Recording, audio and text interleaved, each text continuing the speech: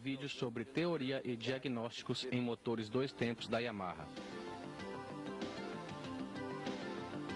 O objetivo deste vídeo é fornecer uma visão profunda de como os motores de 2 tempos da Yamaha funcionam, bem como mostrar algumas técnicas de diagnóstico, ajustes e manutenção. Começaremos vendo as diferenças entre os motores de 2 e 4 tempos. Existem 4 funções básicas que qualquer motor de combustão interna deve realizar: admissão, compressão, explosão e escape. Um motor de 2 tempos completa estas 4 operações em apenas uma volta do virabrequim, enquanto que um motor de 4 tempos necessita de 2 voltas completas do virabrequim para atingir o mesmo resultado. O motor de 2 tempos produz potência a cada rotação do virabrequim e o motor de 4 tempos a cada 2 voltas do virabrequim. Um motor de 2 tempos não precisa de muitas peças móveis também. O virabrequim, a biela e o pistão são as peças básicas de que um motor de 2 tempos precisa para completar um ciclo de combustão. Janelas cuidadosamente posicionadas, janelas na parede do cilindro, são abertas e fechadas dependendo da posição do cilindro. À medida que o pistão se move de cima para baixo no cilindro, os gases de escape são liberados e uma nova mistura de ar combustível é admitida para o cárter através das janelas. Um motor de 4 tempos necessita de muitas peças móveis para realizar o mesmo trabalho, porque ele usa um conjunto de válvulas. Este conjunto de válvulas consiste geralmente de uma válvula de admissão, uma válvula de escape e um eixo comando. Dependendo do projeto do motor, o conjunto de válvulas pode necessitar também de balancins, tuchos e hastes. Isto torna o motor de 4 tempos um método muito mais complicado e caro de se conseguir combustão interna. Devido ao fato de que os motores de 2 tempos usam a carcaça como parte do processo de admissão, existe outra diferença óbvia em relação aos motores de 4 tempos. O óleo de lubrificação é misturado com a mistura ar-combustível ao invés de circular em um sistema de lubrificação que usa um cárter. Cada tipo tem as suas vantagens, é claro. Portanto, o tipo de aplicação do motor torna-se um fator importante para escolher que tipo de motor um determinado produto deve ter. As características de peso e potência, por exemplo, devem ser levadas em consideração. A grande potência de um motor de 2 tempos em relação ao seu tamanho é geralmente escolhido para motocicletas de motocross, motores de polpa e veículos aquáticos. Um motor de 4 tempos é mais usado em produtos onde características diferentes de potência são necessárias, e o peso não é um fator de grande importância, como em uma motocicleta grande e em ATVs. Agora que já cobrimos as diferenças básicas entre os motores de 2 e 4 tempos, vamos dar uma olhada no funcionamento do motor de combustão interna de 2 tempos. Embora o projeto seja simples, o processo de combustão dos motores de 2 tempos é um pouco complicado. O processo de admissão começa quando o pistão inicia o seu movimento para cima. À medida que o pistão sobe, é criado um vácuo dentro do cárter. O efeito do vácuo faz com que o ar seja admitido no cárter pelo carburador. À medida que o vácuo admite ar pelo carburador, ele também admite combustível pela cuba do carburador para formar a mistura ar-combustível. Uma vez que o pistão atinge o ponto morto superior e começa a descer, a mistura no cárter é comprimida. A mistura não pode escapar de volta pela janela de admissão porque ela está bloqueada pelo pistão, ou pela válvula de palhetas, ou em alguns projetos por uma válvula rotativa.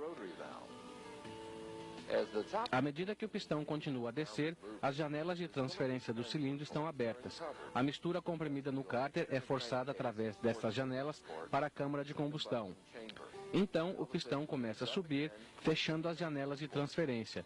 O movimento contínuo de subida do pistão comprime a mistura na câmara de combustão, enquanto cria também um vácuo que admite uma nova mistura para o próximo ciclo. Um pouco antes de o pistão atingir o ponto morto superior, a vela de ignição explode a mistura comprimida. O calor e a pressão da explosão da mistura forçam o pistão para baixo no tempo de explosão. O tempo de explosão também comprime a nova mistura de combustível no cárter, preparando o próximo processo de transferência. Mas antes que a nova mistura entre na câmara de combustão, o topo do pistão abre a janela de escape. Isto libera os gases queimados para o tubo de escape. O pistão continua sua descida. As janelas de transferência ficam abertas novamente, permitindo que a mistura comprimida entre para a câmara de combustão. A nova mistura que está entrando empurra a mistura queimada para fora pela janela de escape, em um processo chamado de limpeza, o qual mostraremos mais tarde.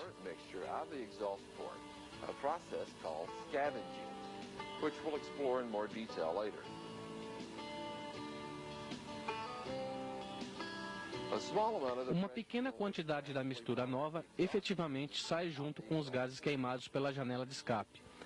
Esta mistura, no entanto, é empurrada de volta para a câmara de combustão por uma onda de pressão negativa criada no tubo de escape. Obviamente, o projeto do sistema de escape desempenha um papel importante, de modo que a onda de pressão é ajustada para não desperdiçar a nova mistura, empurrando-a de volta para a câmara de combustão antes que o pistão feche a janela de escape em sua subida. Apresentaremos este efeito com maiores detalhes mais tarde. Agora vamos dar uma olhada em dois projetos de admissão usados pela Yamaha.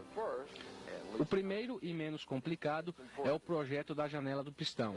Em um sistema de indução da janela do pistão, a saia do pistão é usada para controlar a abertura e o fechamento da janela de admissão. O projeto é tipicamente usado em aplicações onde uma larga faixa de potência não é um fator crítico, como snowmobiles e karts. O desenho da janela do pistão não oferece uma larga faixa de potência porque está restrito a uma sincronização simétrica do ponto da janela. Isso significa que o ponto de abertura da janela de admissão é o mesmo ponto para o fechamento, relativo ao ângulo de rotação do virabrequim. O projeto de indução mais comum usado pela Yamaha é o de válvula de palhetas.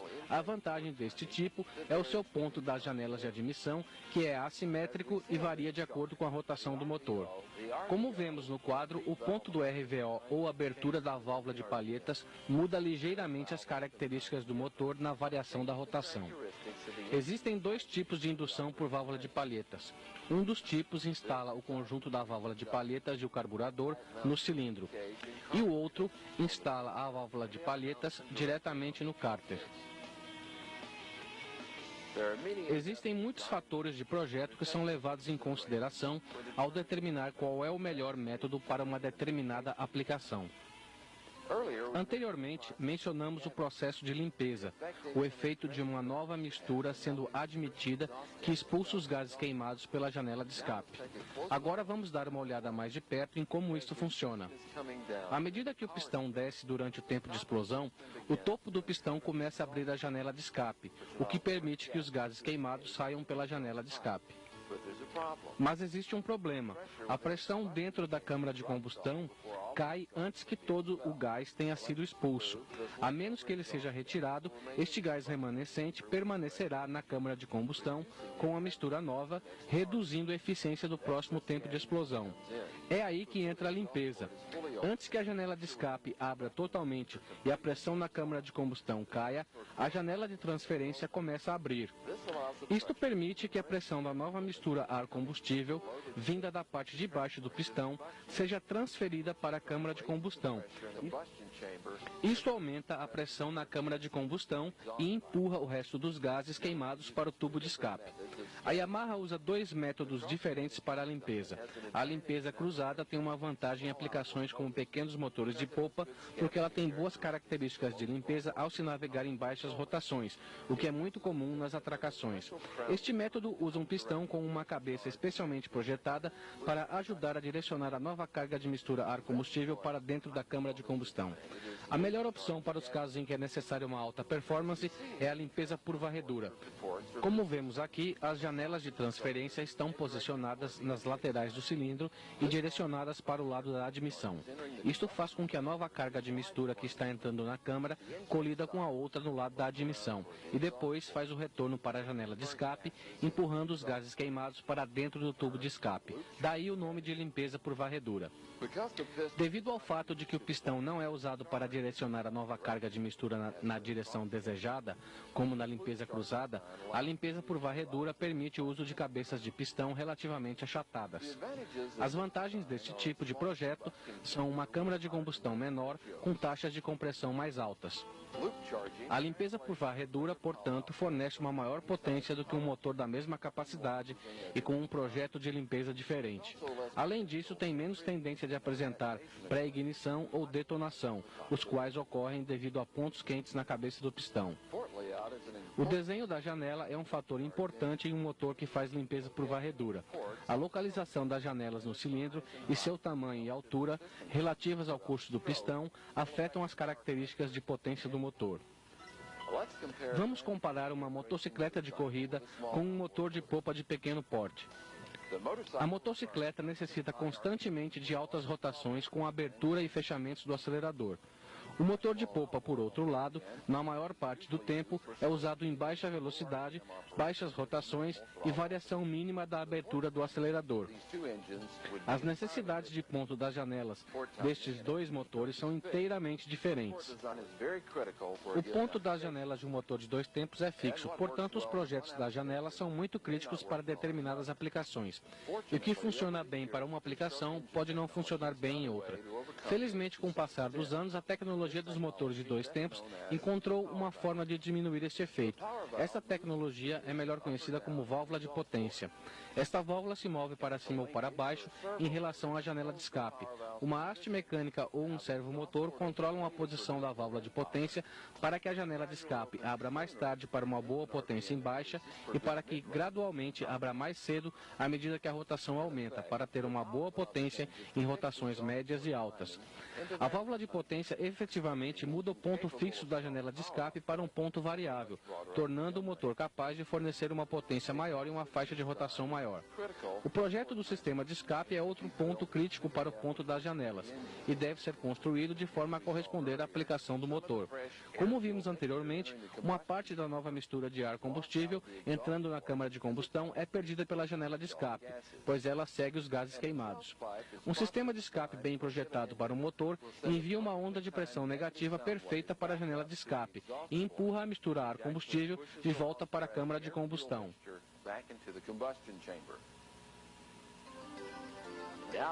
Agora que completamos a parte teórica, vamos dar uma olhada nos métodos de lubrificação de um motor de dois tempos.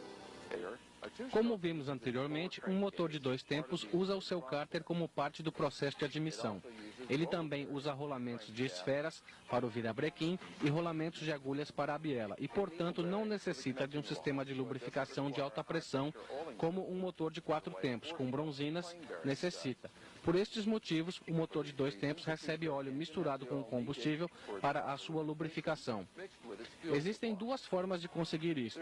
Uma é com o uso de uma bomba de óleo de baixa pressão ou um injetor, como o Autolube, e através de misturas de precisão. A primeira bombeia o óleo a partir de um reservatório para o carburador, para o coletor de admissão ou diretamente para o cárter.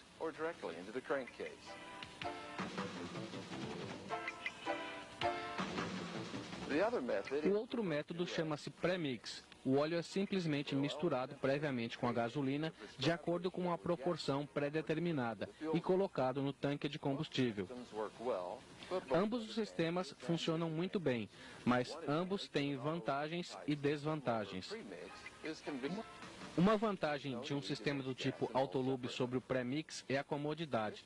Não há a necessidade de se misturar o óleo com a gasolina. Isto atende melhor aplicações do tipo motocicletas street, scooters, snowmobiles, veículos aquáticos e motores de polpa de grande porte, onde o reabastecimento é constante e muito combustível é consumido. Assim se elimina a necessidade de misturar o óleo com a gasolina a cada reabastecimento.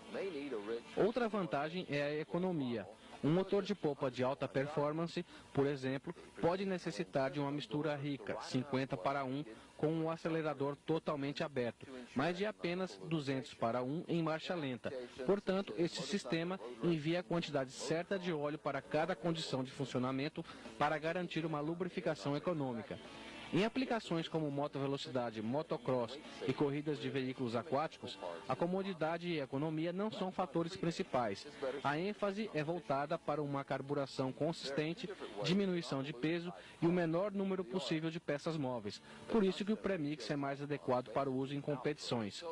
Existem duas maneiras pelas quais uma bomba do tipo autolube pode controlar o envio de óleo. O tipo constante bombeia o óleo de acordo com a rotação do motor. O fluxo de óleo aumenta à medida que a rotação aumenta. O outro tipo é o variável. Ele bombeia o óleo de acordo com a rotação do motor e a posição do acelerador. Embora ambos os tipos funcionem muito bem, o do tipo variável é um pouco mais eficiente do que o constante. Uma bomba do tipo variável aumenta seu fluxo com a rotação, assim como a do tipo constante, mas também pode controlar o aumento deste fluxo baseada na abertura do acelerador. Uma maior quantidade de óleo é necessária em aberturas maiores do acelerador do que em aberturas menores. Os sistemas com bomba do tipo constante, do tipo variável e premix podem ser usadas em suas diferentes aplicações. Portanto, um mecânico tem que conhecer e trabalhar com as três. Sabendo exatamente como um motor de dois tempos funciona, torna-se muito mais fácil entender como realizar diagnósticos em motores de dois tempos com problema.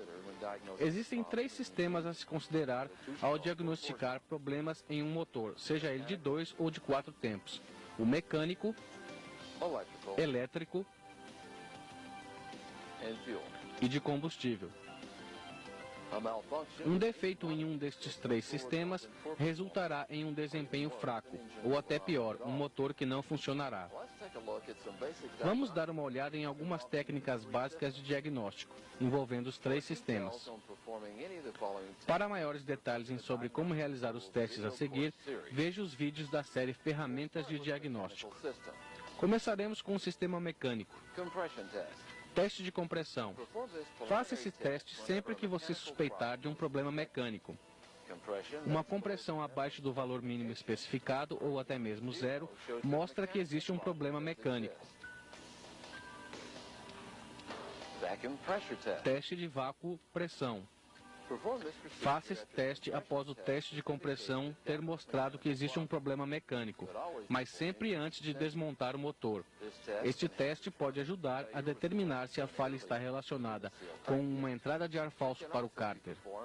Ele também pode ser feito após realizar um reparo no motor para garantir que entradas de ar falso foram eliminadas. Agora vamos dar uma olhada no sistema elétrico. Testador dinâmico de faísca. Este aparelho o ajudará a determinar se uma falha de ignição está relacionada ao sistema de ignição.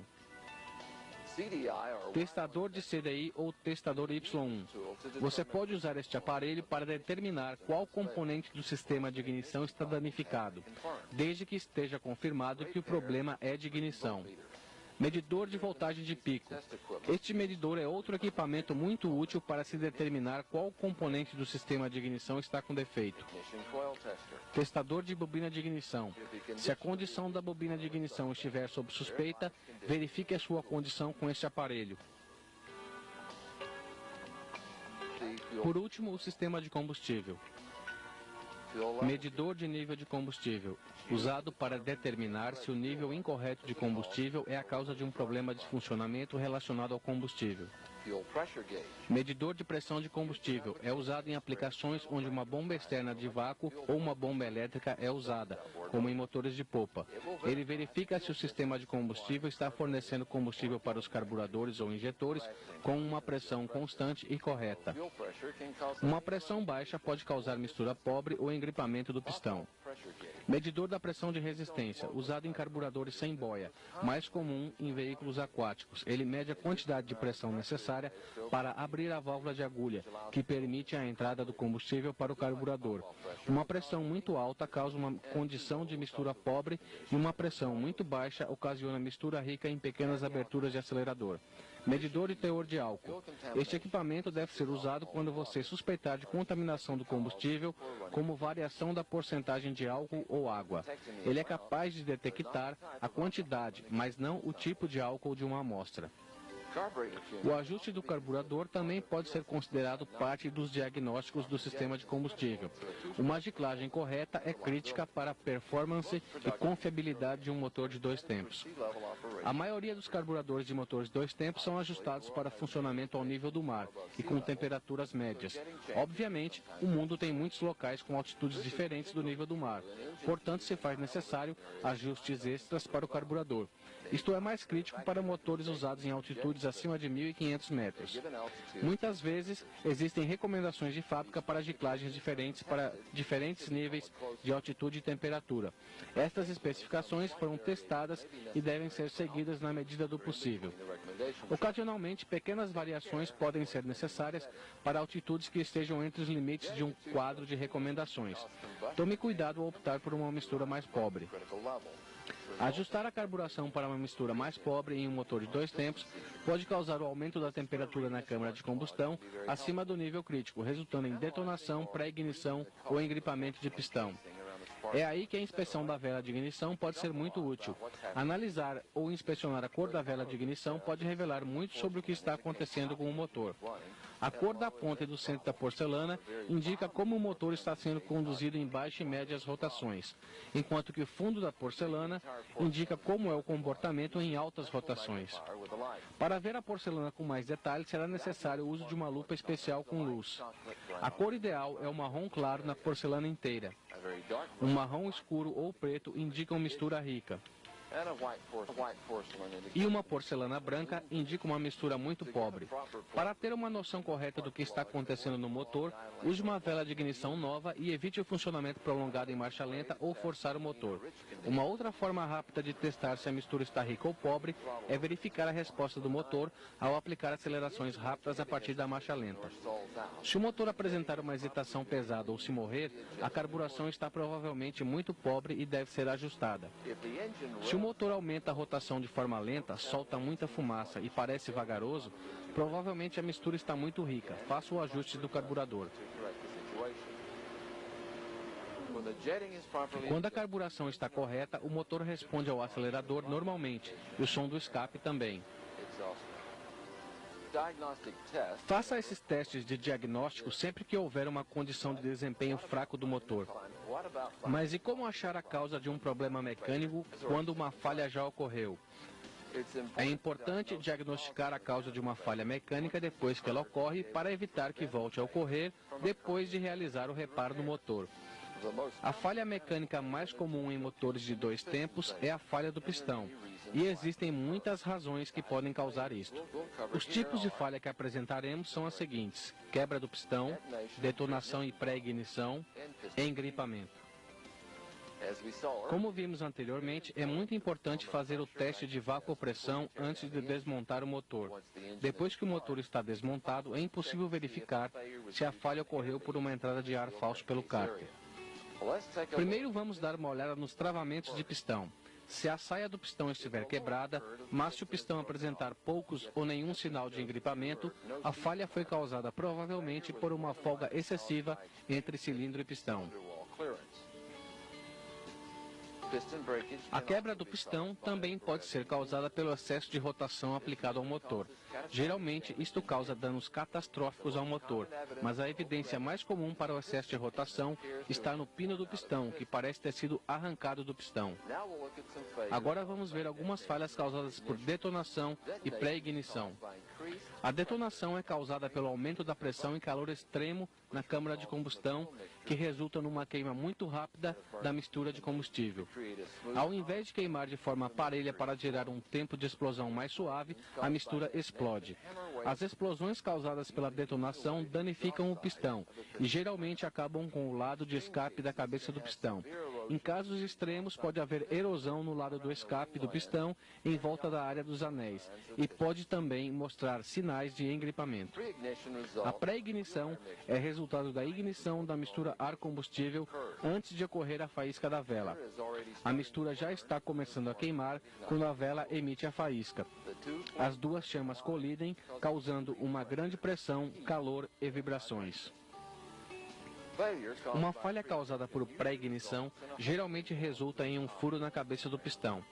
Esta falha gera a falta de compressão no cilindro.